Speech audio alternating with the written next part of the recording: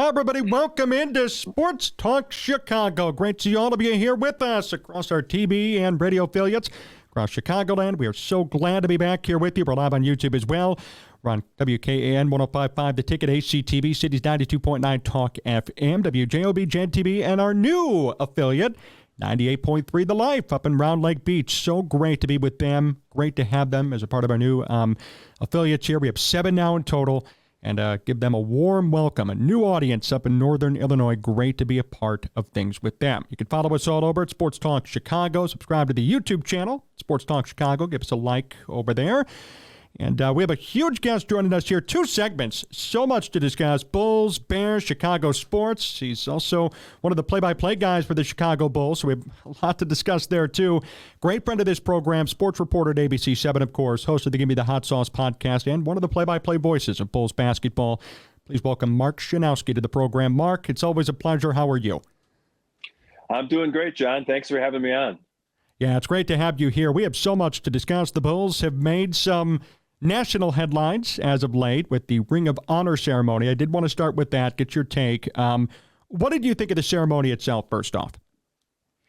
Well, it's very unfortunate that the 3 biggest stars of that 95-96 team, Michael, Scotty, and Rodman, couldn't make it to the United Center for the ceremony. And that was a big detriment right away. And then, of course, the unfortunate booing of Jerry Krause when his picture was displayed on the audio screen or the video screen at the United Center was so sad. And obviously, it was a minority of the crowd that was doing the booing, but it really detracted from what was supposed to be a celebration of the first Ring of Honor. You know, I thought it was a really good concept, very well thought of by Michael Reinsdorf and the Bulls management team to honor some of the great names of the past, because it wasn't just the championship era. They also honored some players from the 70s and even before that, some of the founding players of the Bulls franchise. So, you know, something they're planning to do every 2 years.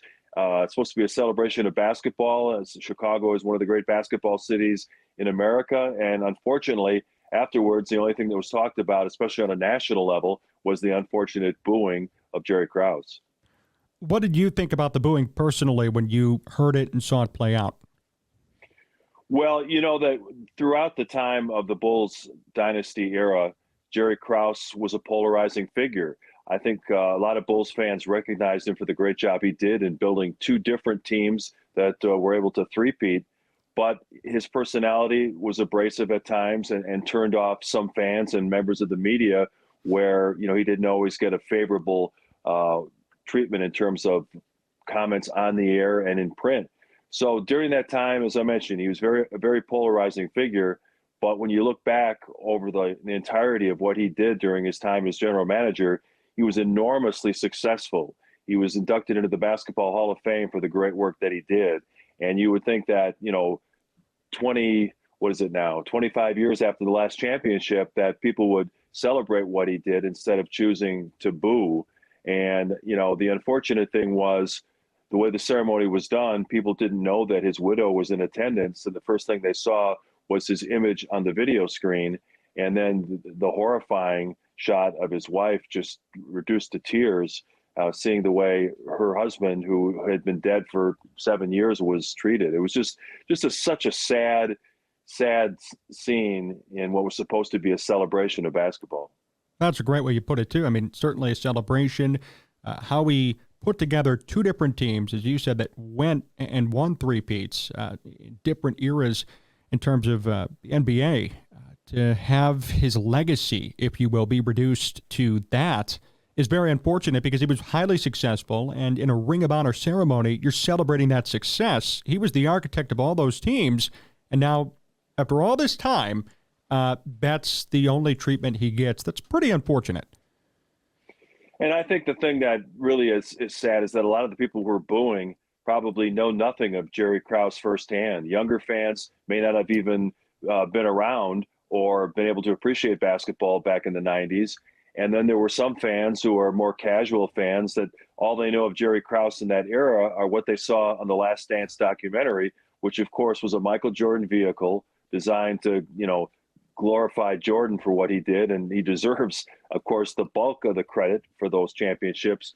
But that whole championship era was viewed through Michael Jordan's perspective, And, he didn't treat Jerry Krause or Scottie Pippen very well in that documentary. And I think that for some fans who were booing Krause, their only knowledge about Jerry was what they saw on that documentary. What was your knowledge of Jerry Krause? You covered the team in the 90s, and you've been around Chicago media for a long time. What was your experience with him? Well, I got to know Jerry not extremely well, but I covered that team, as you mentioned, throughout the 90s. And Jerry, it's no secret that he wanted to keep everything close to the vest. He was not much for sharing any information with the media, especially when it came to potential draft picks or free agent options. He always felt like it was to his advantage to keep everything a secret, even to the point where he would go into gyms to scout college players and later high school players when they became eligible for the draft. He didn't want to be seen. He would sit in some far corner of the gym and not talk to anyone. And he didn't even want to acknowledge that he may have been in a gym on a certain date to see a certain player. That led to him trying to get Scottie Pippen out of Central Arkansas, where, the word started to come out that Scottie Pippen was a first-round prospect.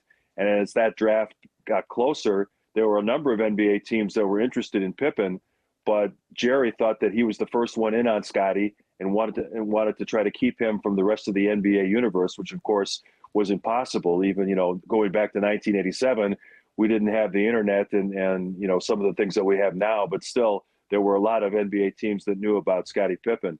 But he did a great job in terms of building that team around the edges. He was able to recruit Tony Kukoc to come over from Europe. Again, a lot of NBA teams knew about Kukoc, but Krause put in a lot of time to make sure that the Bulls were number one on his list. He drafted him with an early second-round pick when a lot of teams weren't investing draft capital on European prospects that they didn't know if they'd ever come over and play here in the States. And then when you look at some of the guys that he added over the years, guys like Brian Williams, who was important in that second three-peat, and some of the veteran centers he brought in. He added Robert Parrish and John Sally, James Edwards. He brought in Trent Tucker and Bobby Hansen, guys that maybe didn't play big roles, but were important in terms of rounding out the roster, helping to create competition in practice, and making sure that if there was going to be an injury to the starting lineup, they were going to have some depth behind him. Heck, he was able to get my buddy Stacey King in that '89 draft with the sixth overall pick. And the Bulls, of course, had already been a playoff team up till then. But in that '89 draft, he had 3 first-round picks. So he was always looking at ways to improve the middle and the back of the roster, and that's one of the things that allowed the Bulls to sustain their greatness for as long as they were able to do. Mark Schanowski here with us on Sports Talk Chicago. Mark, do you think, based on public reaction, I think I know the answer to this, but I'm asking you personally, what's bigger for Jerry Krause's legacy, the 6 championships or the way he kind of dismantled the team after 1998? Well, I think Jerry Krause gets kind of a bad rap in terms of dismantling the team. I think that was a decision that was made in concert with ownership. I think they looked at what would cost to try to keep that team together. And I think the decision was made at both an ownership and management level that it was going to be cost prohibitive to try to continue on with that group of veteran stars. Remember, at the end of the Bulls dynasty, Jordan was paid about $35 million a season, which was incredibly high at that point in NBA history. Pippen was looking for a new contract. You had guys like Steve Kerr and Luke Longley who were up for new deals, and then they would have to pay top-of-the-line salary to try to bring Phil Jackson back as coach. So all those factors contributed to the decision to move on, and I think Krause went to ownership with an idea that if we tear it down, I can go out and get big-time free agents coupled with draft picks, and we can be back in a contending status in a couple of years. As we all know, they had money to spend in 2000. They went after guys like Tim Duncan and Tracy McGrady, and it didn't work out. They didn't want to come to Chicago, and he ended up with guys that were on the lesser end of the NBA star scale. So, it wasn't just this unilateral decision by Jerry Krause to say, well, I can just tear it down and build it up immediately. He went to ownership, and I think that they looked at what it was going to cost to keep the team together. And I think all those factors, when you merge them all, the decision was made that we're going to start over. It did not work, and when we look back on it with the benefit of time, it was the wrong decision. But at the time, you can understand some of the thinking that went into it. Although, as it turned out to be a bad decision on the part of the Bulls organization. But I do believe, and correct me if I'm wrong, Mark, too, Krause was still around in the early 2000s, so even though it didn't work at that point, people like Ben Gordon and Luol Deng, Kirk Hinrich, those baby Bulls, that sort of Bulls era, a lot of that was even somewhat somewhat put together by Krause as well. So even on the back end, before his time at Chicago ran out, it ended up kind of working. It just didn't work at that time, and there was so much a public eye on the teardown that we didn't get to appreciate maybe the end result of how things emerged from it. Of course, John, you're so young. You were probably just, in kindergarten or something in the early 2000s. But no, actually, John Paxson was the one who built those teams. Krause left in, I believe, 2002. And the thing that was so tragic for their attempts to rebuild, they had high draft picks very early on. They drafted Elton Brand #1 in '99, but then they traded him for the opportunity to pair the two high school kids, Eddie Curry and Tyson Chandler. And then they drafted Jay Williams, #2 overall out of Duke. I believe that was in '01 or '02. '02, I think it was. So that was going to be the foundation of the next team that they thought could be competitive. Well, then Jay Williams had that horrible motorcycle accident. His career was over after 1 year. And then John Paxson, who just took over, had to make a decision on which way to go. Because of the accident to Jay Williams, all of a sudden they needed a point guard. And that accident happened right before the draft. So they ended up not trying to move up to get Dwayne Wade and took Kirk Hinrich at 7 in the 2003 draft. And a lot of people thought that, Pax, being a rookie GM, made a mistake. Well, because of the motorcycle accident, he needed a point guard. So they weren't going to mortgage a bunch of assets to try to move up and get Wade.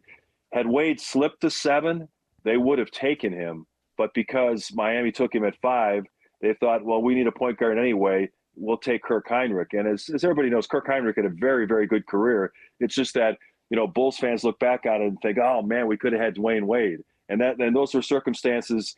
A lot of that was out of their control. People thought Miami was going to take a big man at 5. Chris Kaman was the guy. They ended up taking Wade because he had a couple of great workouts. And so, a lot of people thought Pax screwed up. But there were a lot of circumstances involved that led to Miami taking Wade at 5 and the Bulls taking Hinrich at 7. Yeah, that's a great point. And that whole draft class, from what I recall, was quite impressive. I mean, as you mentioned, Chris Kaman was in there, Kirk Hinrich, Dwayne Wade, Carmelo Anthony, right? There were a lot of good players in that draft class, and I would say that Kirk Hinrich, as you said, certainly had a good career in Chicago, and overall, that was not a bust of a pick, if you will. Yeah, the guy #1, LeBron James, is pretty good too. He happened to be there as well, right? Yeah, he was okay, and he's still playing, which is amazing, and he's playing at an incredibly high level. Mark Schanowski here with us on Sports Talk Chicago. Mark, let's talk current Bulls. They started off really slow. They've turned it on as of late. What's your take on their season so far? It's really been a case of 2 quarters. We're at the halfway point. First quarter, they really struggled. They struggled to shoot the ball both from 2 and 3-point range. They just really couldn't get it together. Their big 3 of Zach, DeMar, and Vooch were all shooting at career low numbers, and nothing was really kind of working. Billy Donovan wanted to tweak their style. He wanted to play at a faster pace and shoot more threes, and it just wasn't working. And then Zach went out with the foot injury, which coincided at the same point with the team starting to find some kind of rhythm with their offense, moving at a faster pace, getting better percentages from the 3-point range, and they started winning games. And again, fans immediately jumped to the conclusion that they're better without Zach, and that's not necessarily the case. It was just a question of, they started to, their regression to the mean. This was like an ascension to the mean. They started getting back to what their career numbers were like, and they started winning games. They're 14-9 in their last 23. They've played much better basketball. Now they've got a half a season to go, and we'll find out whether or not they can continue that momentum to become a playoff team, or if they'll start to slide a little bit and fight just to get in the play-in. The trade deadline is 3 weeks from tomorrow, and we'll see if they are going to make any major moves, or if this hot streak they've had over the last month and a half will lead the front office to decide, let's just keep what we've got and see if we can get into the playoffs this year.